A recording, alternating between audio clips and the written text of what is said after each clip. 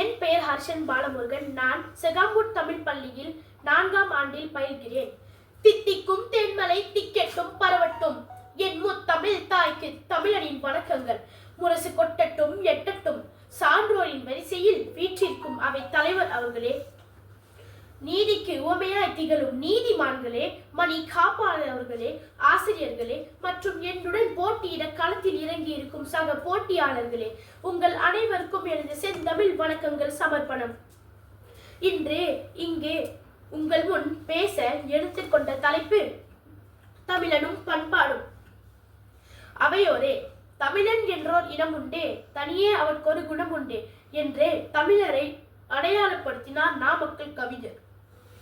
வேறு எந்த இனத்திற்கும் மொழிக்கும் இல்லாத பெருமை தமிழுக்கும் தமிழருக்கும் உண்டு. காரணம், மனித இனம் எப்படி வாழ வேண்டும் என்பதனை விட எப்படி வாழக்கூடாது என்று வாழ்வியலை கற்றுக் கொடுத்த தமிழரின் பண்பாட்டு அடிச்சுவடுகள் இன்றும் உலகம் முழுவதிலும் தடம் பதித்து இருக்கிறது. என் தமிழ் இனமே, தமிழரின் தலைச்சிறந்த பண்பாடுகளில் ஒன்று விருந்தோம்பல்.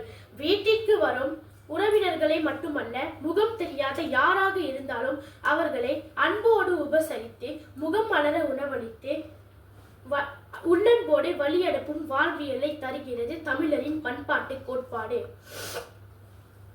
காலம் காலமாக இப்பண்பாட்டை கட்டி காத்து வருவது நம் தனிச்சிறப்பு.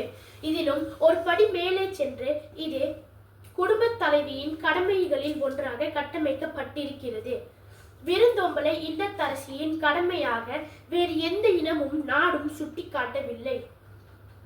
இதனை தமிழ் இலக்கியங்களும் பதிவு செய்திருக்கின்றன. வாரி வழங்கும் வள்ளல்கள் வாழ்ந்த பரம்பரை நம் தமிழ் பரம்பரை. கடையெழு வள்ளல்கள் வாழ்ந்த வரலாற்றை பதிவு செய்து பாதுகாத்து வருகிறோம். இவ்வுலகம் இருக்கும் வரை இவ்வரலாறு சொல்லும். தமிழரின் ஈகை பண்பாட்டிற்கு இணையாக நாம் எதையும் சொல்லிவிடவும் முடியாது, செய்துவிடவும் முடியாது. மனிதனுக்கு மனிதன் மட்டும் உதவுவது ஈகை அல்ல. முகம் தெரியாத பறந்து செல்லும் செடி கொடிகளுக்கும் கூட உற்றுளி உதவி செய்து தமிழ் பண்பாட்டை உலக அரங்கில் உயர்ந்த இடத்திற்கு எடுத்துச் சென்றது தமிழ் இனம். இப்படி நாடு, நகரம், பணம், காசு இத்தனையும் அள்ளி அள்ளி கொடுத்த ஈகை எனும் ஈர மனதினை இன்றளவும் போதித்து வருகிறது.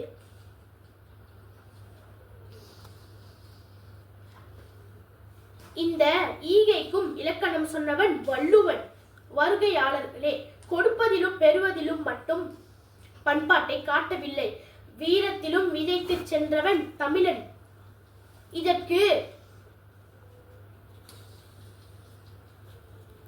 காலத்தால் அழியாத பல காவிய கதைகளை சுமந்து நிற்கும் புறநானூற்று நூலே இதற்கு சாட்சியாக இருக்கிறது.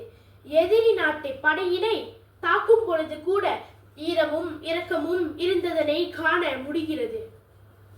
போரில் தந்தையை இழந்து கணவனை இழந்து இறுதியில் தனக்கு உதவியாக இருக்கும் ஒரே மகனையும் போர்க்களத்திற்கு அனுப்பி வைத்த புறநானூற்று தாயும் ஒரு தமிழச்சி என்பதில் பெருமை கொள்வோம். இதுதான் தரணி போற்றிய தமிழர் பண்பாட்டு என்பதனை உலகிற்கு உறக்கச் சொல்வோம். தீதும் நன்றும் பிறர் தரவாரா எனும் உயரிய பண்பாட்டை உலகிற்கு உறக்கச் சொல்லியதும் தமிழினம் என்பதனை மறந்து விடாதீர்கள். சமூகம் நலம் பெற, நாடு வளம் பெற ஒவ்வொரு தனி மனிதனும் ஒழுக்கத்தோடு வாழ வேண்டியது அவசியம். மேலை நாடுகளில் இது போன்ற பண்பாட்டு கூறுகளும் சொல்லப்படவும் எழுதப்படவும் இல்லை.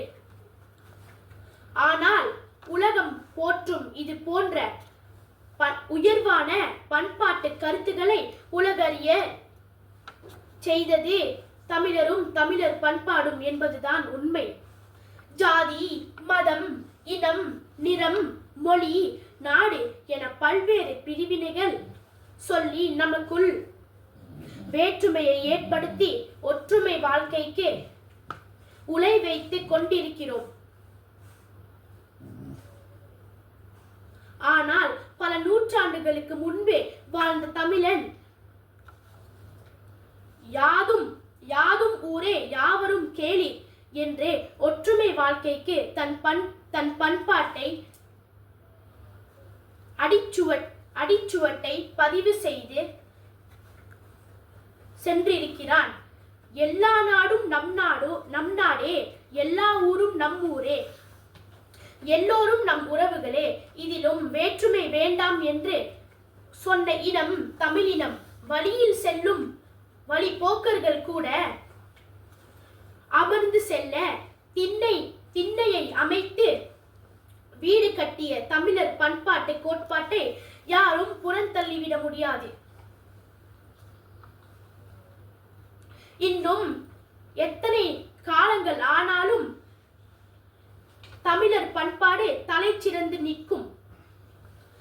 தரணி போற்றும் தமிழர் பண்பாட்டை இந்நாளில் நாமும் போற்றுவோம் என்று கூறி என் உரையை முடித்துக் கொள்கிறேன். நன்றி, வணக்கம்.